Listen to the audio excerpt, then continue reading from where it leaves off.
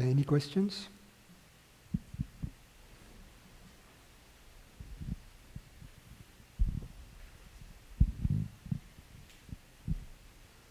Hi, Francis. I was just wondering if I'm exploring this in the correct way, or any clarification possible on the me feeling in the body. When you were talking about those levels of doingness, then thinkingness, then feelingness, then beingness. And then yesterday we were talking about feelings versus emotions. I'm wondering first if feelingness is that sensations? Are you referring to sensations in the body at the feelingness level? Yeah, the sense of I, of me, is localized in the body.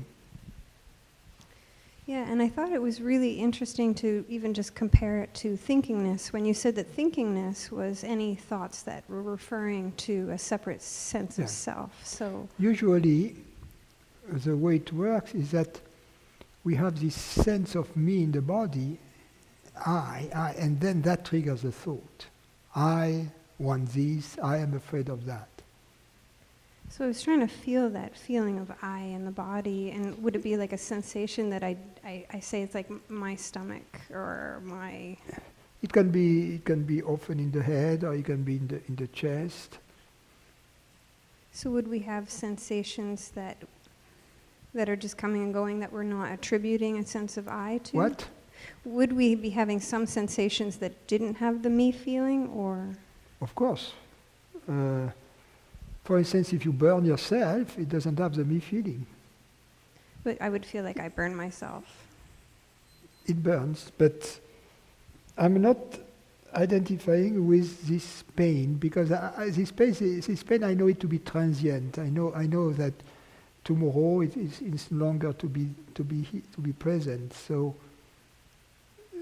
it is not a good candidate for it to impersonate me. It's not a good candidate for identity theft. So it doesn't have a strong me feeling. A good candidate for identity theft would be something that would be a sensation in the body that would seem to be more permanent. For instance, the breath. The breath is always present, so it's easy to identify with the feeling of breath, or the center of emotion, or the thinker behind the eyes, the thinker and the seer behind the eyes, behind the forehead. So part of what we do is that we... Areas in the body which are not good candidates at all are the hands, for instance. We don't identify with our hands at all. Because the hands are so used that we know them. We know them in their finest details, because we are using them to do minute things, to write, so we have a high level of awareness of our hands. You see? And for that reason, because everything is exposed, they are not a good candidate also for me, for the sense of me, because the sense of me loves twilight. It doesn't like full light. It cannot, because in full light a bodily sensation is seen for what it is. You see? That's why the body can be liberated from the sense of me through this yogic exploration, where everything is brought to the light, and where we know all the nooks and crannies of the body, so to speak, so that there are people, they don't know their body. Their body is a stranger for them. They live in their head, and they... I'm starting to get a sense of what you're saying, that the me feeling is under the radar. It's kind of like we're not even aware that we're... It is subconscious. It is there, but it is a bodily sensation that has not been fully explored. Because if it is fully explored, it becomes a bodily sensation. So the idea is to allow for the sense of me to come out of the woodwork and to see it for what it is. So that then it cannot fool us any longer. So that would be feelingness. Yeah. And so And that's what I call feelingness, and not negative emotions, which are something completely different. Feelingness is relatively subtle. So if I claim a feeling to be mine, that would What? be, if I claim a certain feeling to be mine, To be mine or to be me?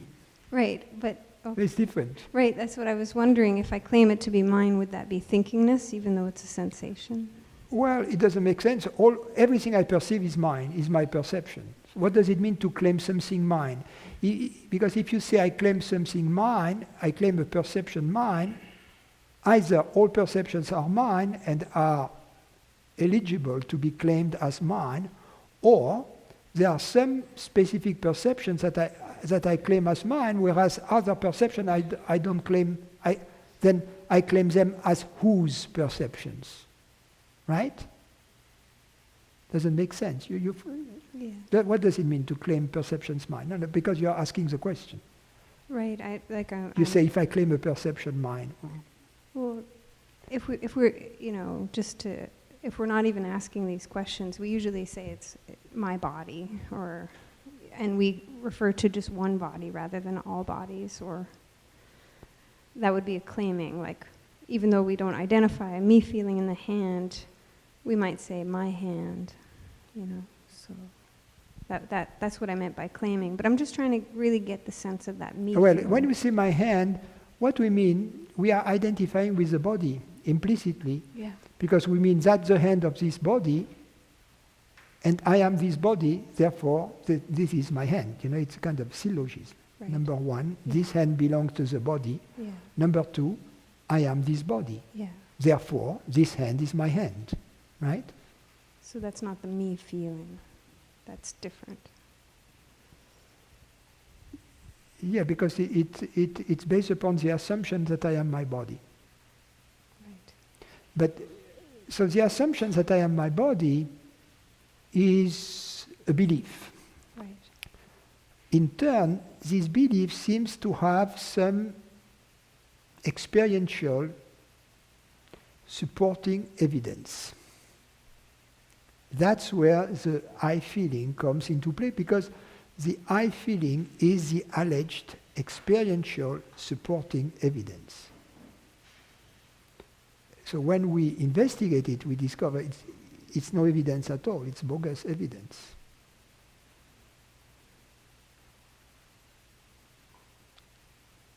So in our practice at the feelingness It's level... defense lawyer evidence. Obfuscating evidence. So at the feelingness level in our investigation... What? In our investigation at the feelingness level, the idea is to just let the... The investigation at the feelingless level is not done through intervention of the logical abilities of the mind. Okay. It's done simply through the contemplation of the nooks and crannies of the body, so that the sense of me is stripped from its unpleasantness, from its sense of aversion and desire. It's contemplated in a way which is completely neutral. Could you relate that to breathing, the me feeling? To? Breathing, the me feeling in the breathing? That's what I said earlier. Usually good candidates for identification are bodily sensations that are quasi-permanent in the body. And either these are organic, physiological, normal perceptions, such as the breathing, that we identify with. And the alternate solution is to artificially create bodily sensations that become permanent, chronic, if you will, subtle contractions, that remain in the twilight zone and with usually tiny contractions of the muscles that become. And the way we have adopted those is from our parents. As a very young child, we have a natural sense of imitation of the adults that surround us. That's our wired learning abilities out there. And even without being aware of it, we imitate with our body the people we love and the people who surround us. That's why we, for instance, imitate the accent of our parents, right? The language, the idiosyncrasies in the movement, the smile. When I see my kids, I see my father or I see my mother. You see, because these things have been transmitted through the genes, but also through nature and nurture. So through nurture. And so this, if the parents have this sense of me in them, it gets somehow inflicted upon us naturally, at least these contractions, at a very early age, before we are even able to conceptualize me. And then we are told by the parent, oh, look how beautiful he is, look how tall he is, look at his eyes, look at his hair, look at his smile, look at this, which is not us, right? It's the body. So all of that also contributes to the build-up of this identification. But the room has been prepared for ignorance, for the guest of ignorance, through these contractions and so on, so that then this identification becomes very, very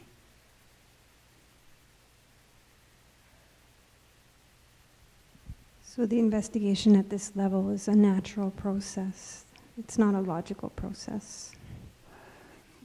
Yes, the investigation is what is logical is what we are talking about here, but the application of it is not logical because the logical tool, reason, can only be used to uproot pseudo-logical beliefs through the use of reason, right? By showing that the logic may be good, but that the input from which the facts, from which this logic proceeds, the facts are not correct.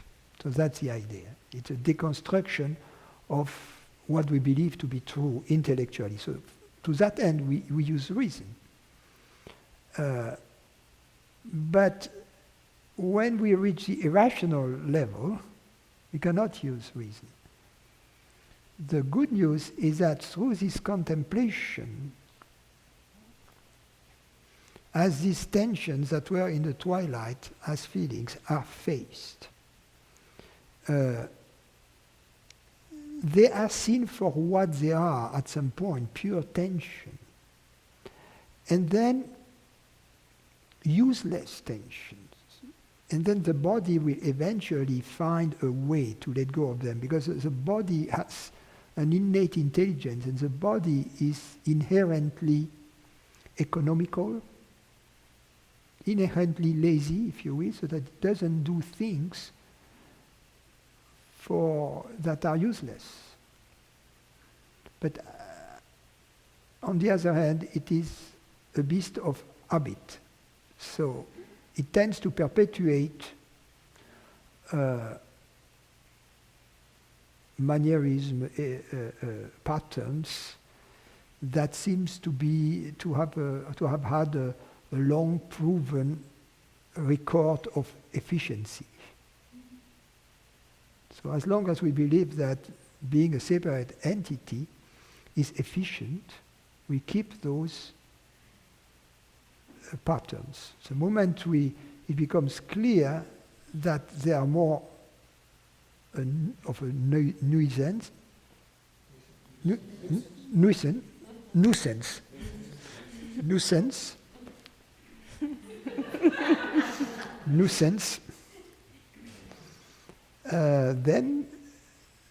we give permission to the body to let go of those. And that leaves like a transparent efficiency where sensations show up in the space for a reason, but not for no reason, or based on. Yeah,